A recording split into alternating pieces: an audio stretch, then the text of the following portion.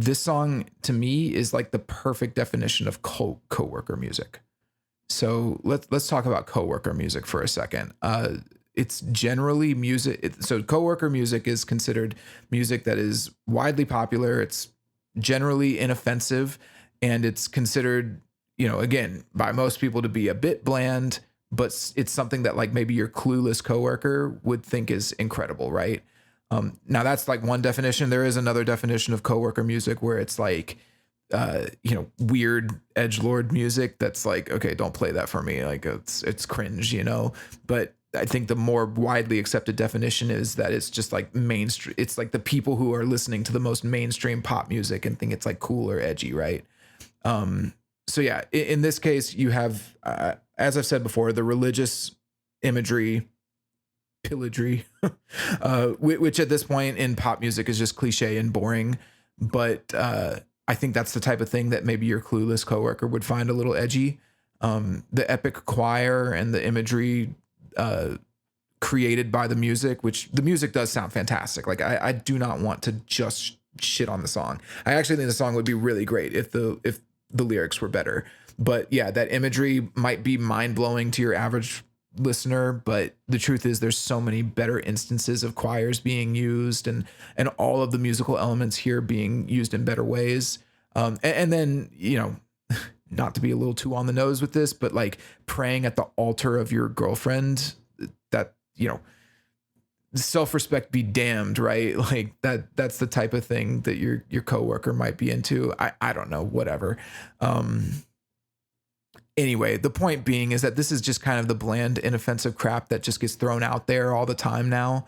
It's like Beautiful Things by Benson Boone, Flowers by Miley Cyrus. It's just slightly above average. And this song's probably going to get shoved down your throat for the next like 6 months at every Walmart, Target, wedding, club event. Even at like the nightclubs, right? They're gonna start remixing this song.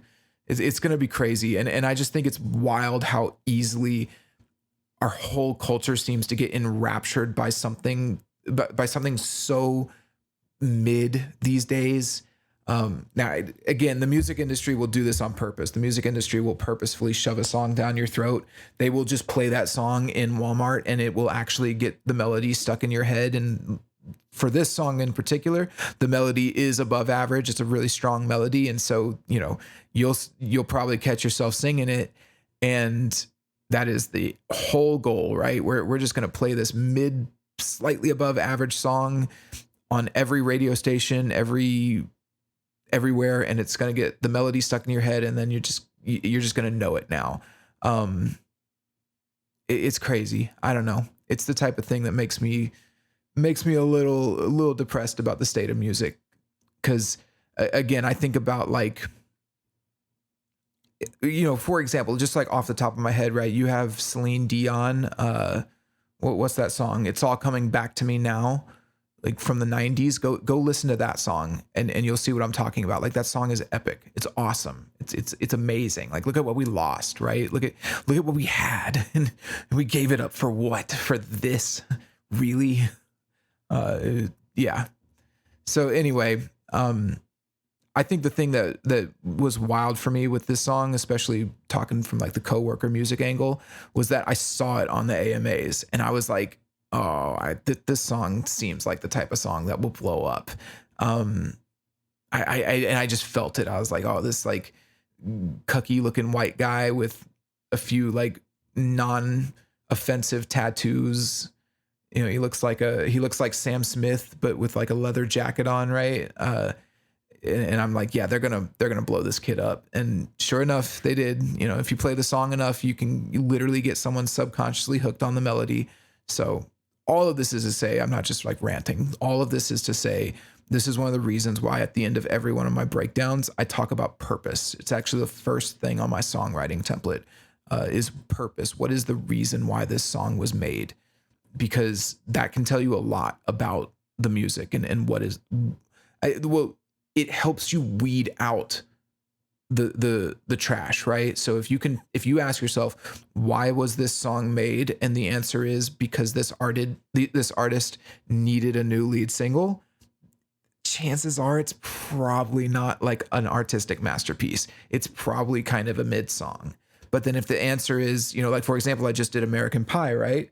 And if the purpose of that song was specifically Don McLean wanted to, he felt very frustrated by the state of rock and roll and music at the end of the 60s, and how he felt like the joy and the fun of it had been lost, like from the 50s rock and roll had been lost, and it was actually gone forever, and it was something he could never get back. And so he felt as if he needed to vent. It was a very personal journey for him where he needed to vent that frustration out at, the culture, the music that he once loved, the death of it, and maybe just his own personal life and where he's at as a person, right? So the song was, I'll say this: I don't think anyone writes an 8-minute song trying to have a hit single, right?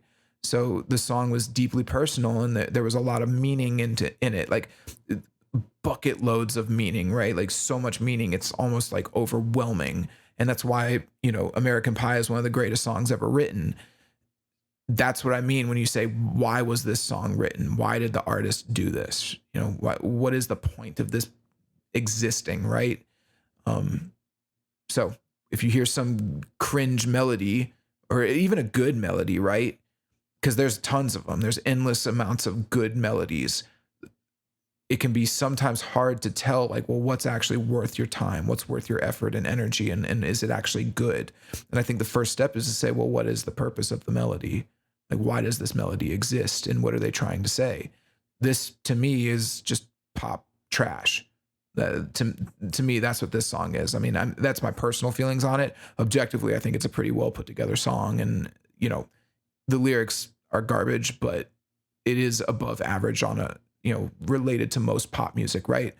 But still, the purpose of the song, despite, however average or below or above average you might think it is, the purpose is this kid needs a fucking single and they're going to make it, God be damned.